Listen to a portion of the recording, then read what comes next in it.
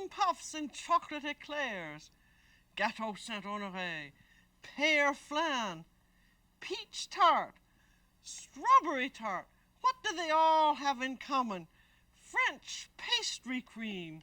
We're making crème pâtissière and tarte aux fruits today on the French Chef.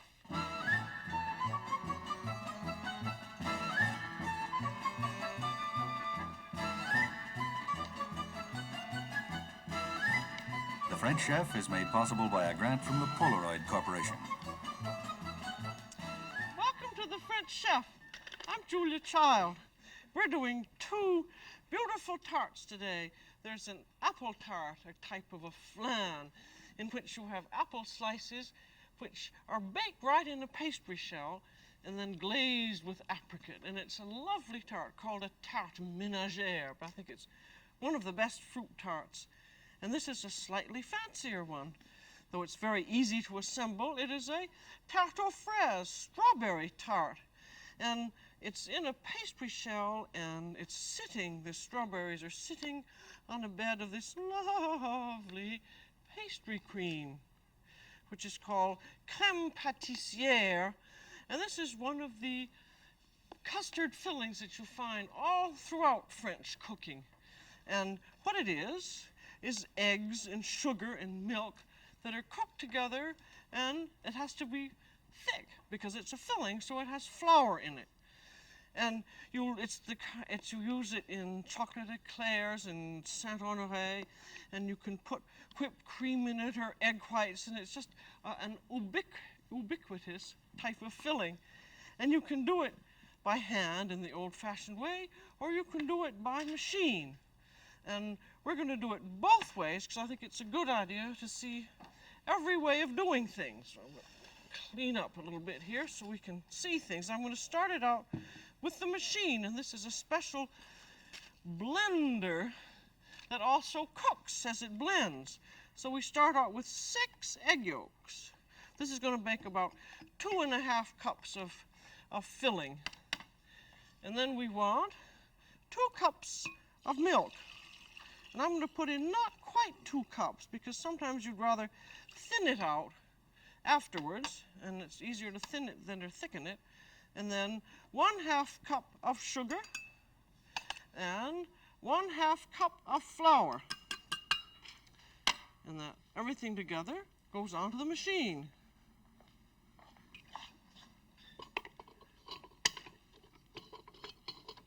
hope I'll be able to get it on there.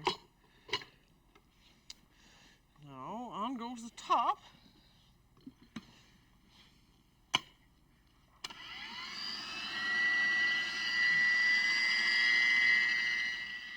That's all there is. Takes about 7 or 8 minutes, and it'll be done by the time we get finished the handmade one. If I can find my saucepan, which is somewhere here. Oh, here we are. There, the disappearing cook. Now we have 6 egg yolks again, but if you do it by hand, you have to do things one by one. And we have the egg yolks, and then we have the 1/2 cup of sugar, which you beat in gradually. And this is semi-automatic because I'm using the portable mixer just because I find it a lot faster than beating by hand. And this, you want to beat these up until they become a little bit thick. And then you beat in 1/2 cup of flour. Not quite as fast as that. And rather than using 6 egg yolks, you can use 2 whole eggs and 2 yolks. But it's really not quite as good that way because it's not quite as delicate. And now, after you have that done, there's certainly the noisiness of modern kitchens. We have 2 cups of hot milk. And this gets gradually beaten in. As always, when you're dealing with eggs or egg yolks, you beat things in gradually. because you don't want to scramble your eggs.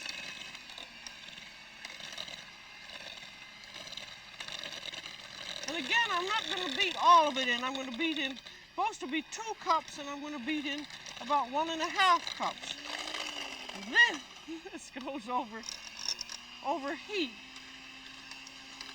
And you just beat it until it thickens up.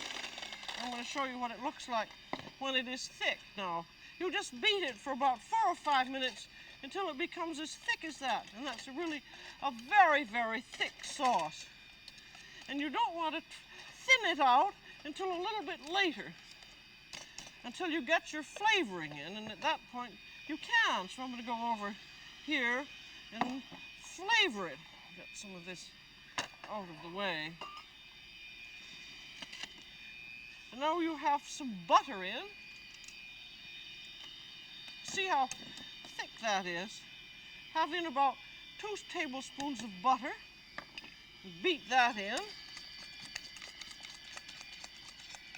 And then you always have some vanilla, about a teaspoon of vanilla. And then you have your kirsch, so you see why you want it to be thick when you start out. This always has a liqueur flavoring, kirsch or rum or orange liqueur. If you don't use liqueurs, you could use frozen concentrated orange juice.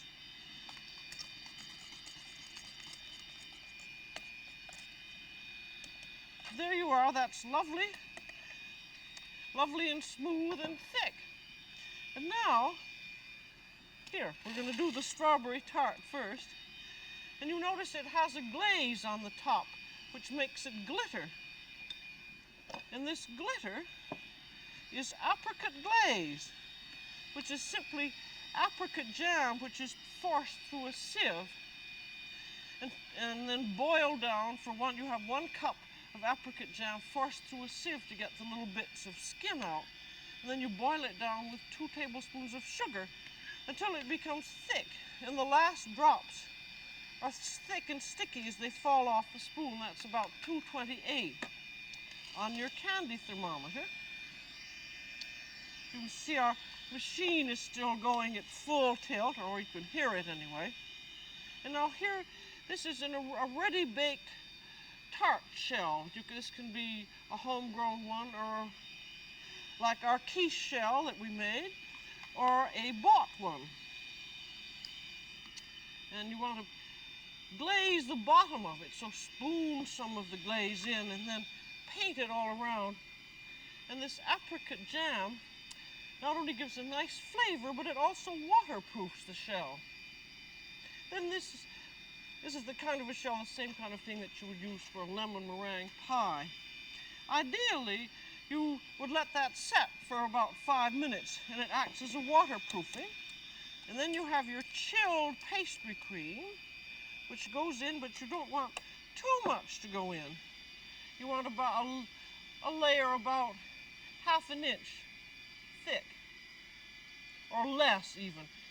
Because when you serve it, if the pastry cream isn't thick enough, and if you have too much, when you serve it and you cut it, the cream sort of spills out of the tart, and what you want is just a little base, really. So that's in. And now we have strawberry. Lovely, fresh, big strawberries, and start with the biggest one in the middle, and then just go round and round and round.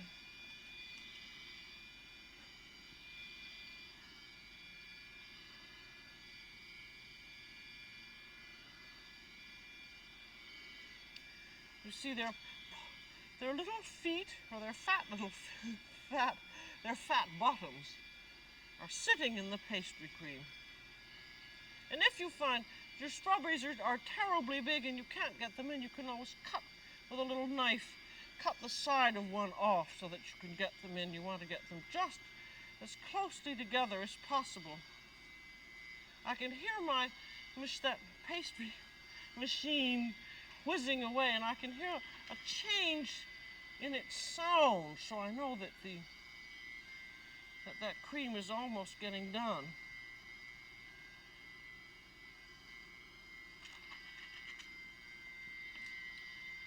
There. Put them in just as tight as possible. And then you put some glaze on top of them. Remember, when you're doing the apricot glaze, or you could very often on this, you can use a red currant jelly melted. I think I like the taste of the apricot better, but you have to keep it warm.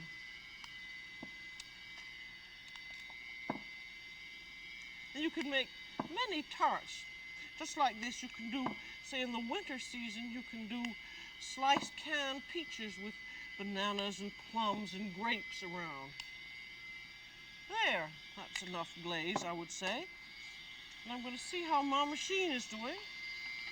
And I think it's done, and it's going to have the same flavoring of butter, kirsch, and vanilla.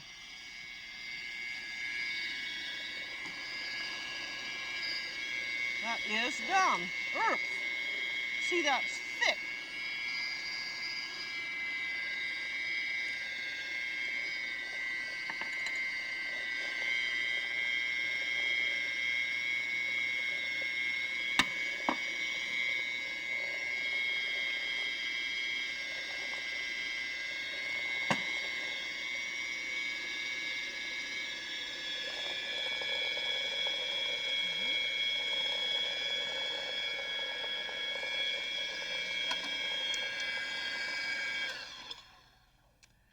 It's done. I'm just going to show you the consistency. Hard to believe. But there you are. It's just perfect and perfectly done. So as you see, you get exactly the same results, whether by hand or by machine. I think this is a terrible disappointment to purists to find that machines can do things, but we must admit it because we're not living back in the Stone Age. Now, we're going to do another tart, the apple. And here's your apple tart. And as you see with this one, this is all baked on a pastry, on pastry. And you have the apples that are sliced, and then you already have the glaze on it, because that one's finished, and I wanted you to see what it was like. So we have to make dough for this. And you can use a ready-mix dough or your own dough. I've got, let's see, I have one over here. I'll have to show this to you in several stages. And your own dough, it's exactly the same quiche dough that we made for our quiches last time. Pâte brisée. And this is good and cold and hard, and I'm going to beat it up to get it started. And this is going to go onto a pastry sheet like this, and this is about, I guess, 12 by 14. And as you remember, on the other tart, it had strips of dough along the edges, so you're going to have to roll it out 2 inches wider and 2 inches longer than your pastry sheet, and about a quarter of an inch thick, I should think. It's always with these things, it's much better to have a little too much dough than a little too little, because if you have a little too little, you can sometimes roll it too thin and get into terrible trouble.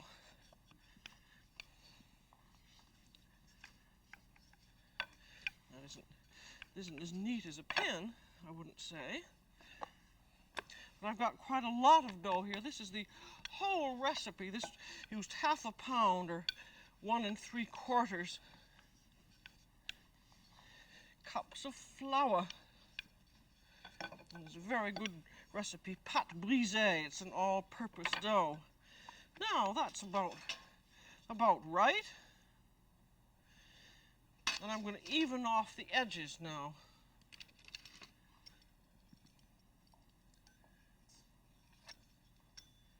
With this little pastry wheel.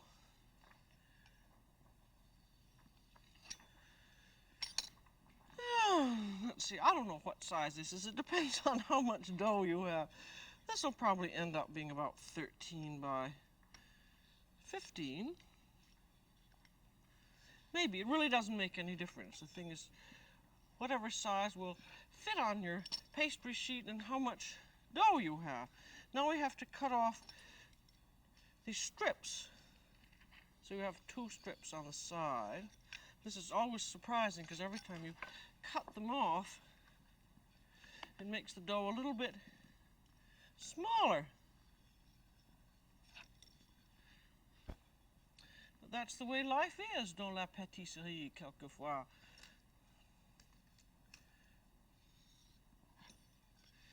And be sure when you're working with dough that you've got to work quickly, and you've got to have the dough very cold. I'm just moving these strips over so I'll have a little more time to work. And when I was very smart, when I got this pastry marble, I had it cut so that it fits my refrigerator, and when it's very hot, I can put the marble into the refrigerator and chill it, which I think is a very good idea. And then save all of your scraps. You have these scraps left over. Just pat them out, roll them up into a ball neatly, and wrap them up and refrigerate them. And then you can add that to some other dough later on. Now I'm going to put this onto the pastry sheet, rolling it up on the pin. I think you'll find that a pin like this, which is just an old broom handle, works out very well because it's long enough. It's very hard if you're going to do any kind of pastry if you have a pin that's too short. Then when you get it onto your sheet, this is a buttered, no-stick pastry sheet. You can still push it out a little bit more. And then wet the edges with cold water on the balls of your fingers. And then the strips go on.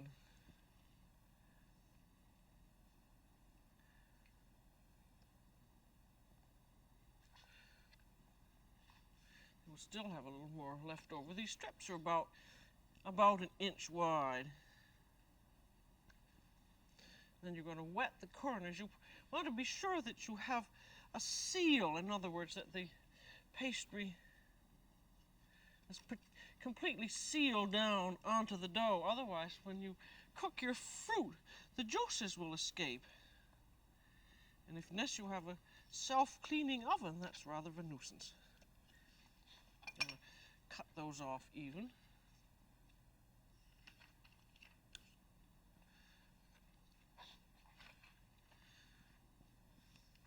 And now we have a further seal and decoration of the sides. You take the back of a fork and with the balls of your fingers press down.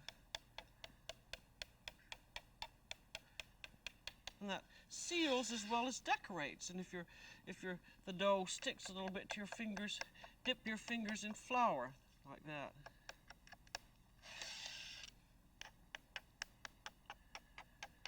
Now be sure that you press down so that you're going to make this seal and you're not going to have little dribbly wibblies. And now you want to prick the bottom of it with a sharp tined table fork like that, or you can use 2 forks like that going all the way down. This is to keep the pastry down, or you can have a roller pricker and just go clunk right down. That saves a great deal of time. So that is now ready. And I'm going to fill it now, but I would advise you to put it in the refrigerator because it's so soft you may find it a little bit difficult to work with. And it's always the best thing to do when you're doing pastry, just to keep everything cold. Because if you find if it is softened up, the dough becomes impossible to work with. And just say 20 minutes in the refrigerator will harden it up, and then you can begin working with it again. This is, I don't think, with ready ready mixes, this is so true, but with your own delicious buttery pie crust dough, all the butter softens and it gets hard to work with. And also you have, after you've worked with the dough, you have what is known as gluten tension. The gluten gets like that. That's because you've worked with it. And if you roll it out, it relaxes the gluten. And then if it's like this and you bake it, it will sometimes bake out of shape in the oven. So we again have to put on some glaze, if I can find what I did with it. Oh, it's over here. We've got some more over here. And this is, you put glaze on the bottom, which is of the raw dough, which is for flavor, not for waterproofing. As we've often said, if it weren't for, if all the apricot trees died, French patisserie would go down the drain, because they just couldn't do anything without it, I don't think.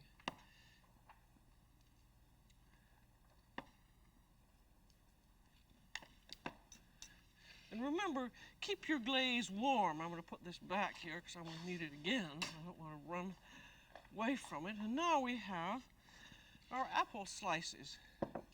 Here's this tart here, so that you can compare the two. So you see the apple slices run one way, then they run another way. And you just lay them on. These are just raw apple slices. And I sliced them ahead of time, and I put them in, I tossed them with some lemon juice and sugar, because according to the food editor of our paper, it's vitamin C that prevents them from darkening. As a fact, people evidently buy vitamin C pills and pound them up and mix them with water and put them on their fruit. I don't like that sound at all. I'd much rather use lemon juice. As you notice, see, these are now going in opposite directions. And of course, you can make one of these shells any shape you want. Heart-shaped, round, star-shaped. And if you have a great deal of time, you can be tremendously fancy in your decorations, particularly with round ones. You can make concentric circles and heaven knows what. I shall not go on the whole filling, but there you are, completely filled and exactly the same. And now we need some sugar on it. I'm going to put on 1/2 cup of sugar, because this is quite a large, fairly large tart. And the sugar depends on what the apples are like. These apples were rather sour. And if I had rather sweet apples, I'd put on less. And then that's all you do. And this goes right into a preheated 450-degree oven in the lower middle. And this will take about 30 to 40 minutes to bake. And after about 20 minutes, take a look at it. And if you've got a light, peek in, and you'll see the pastry begin to puff up. And it begins to brown, and if it begins to brown too much, you can cover it lightly with brown paper or foil. But it should look just like this when it comes out. This one I've already unmolded, so I wouldn't want to take too much of your time on molding. But I put it onto a clean pastry sheet or on a board, and then again this gets painted with warm apricot glaze. I think it's interesting to see the difference just between bare apples and glazed ones. Pears, you do exactly the same way, and they're absolutely delicious. Be sure that the pears are firm ripe, not overblown, and they're just delicious. But I think it's interesting, the pastry glaze gives that, the apricot glaze gives that little professional touch, the kind, if you go into a restaurant, you think, oh, my, how did they do such a thing? Until you realize that it ain't much of a trick. I'm going to paint the top of the pastry too. I think it's interesting the way this looks almost like puff pastry, the way the edges have risen up nicely. So, there you are, ready to serve. And one thing about these tarts is if you have very juicy fruit, let them sit with their lemon juice and sugar so some of the juices will drain out.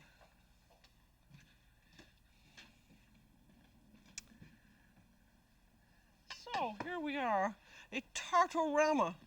I'm going to serve you the ones that we made. I'll serve you first the apple tart. It's nice having them along rows like this. You can just cut right down a whole row and then cut that in half. Et voila! And you can serve that with whipped cream or just eat it by itself. And now we're going to have the strawberry tart, this la tarte aux fraises. With the pastry cream. That's a nice, crunchy, homemade crust. Get that. As always, the first slice is the worst. Get that out of there. One shouldn't grunt at the dining table, obviously. Now, with a tartorama, I think a sparkling Vouvray or champagne would be very nice. There's never anything wrong with champagne. And now look at all these tarts. They've all been made right out of pastry dough. So once you have your pastry dough, you can make apple tart, pear tart, peach flan. And once you've got your pastry cream, you've got all of these tarts plus gâteau Saint-Honoré, cream puffs, and éclairs. So here's a delicious example of how, in cooking, one thing learned leads to another. So that's all for today on The French Chef. Bon appétit!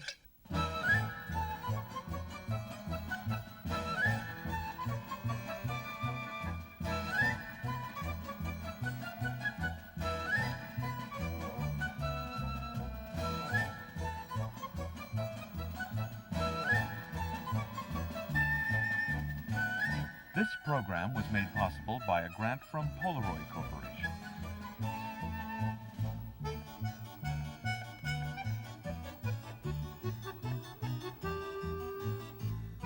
Julia Child is the author of From Julia Child's Kitchen, which includes the recipes from this program.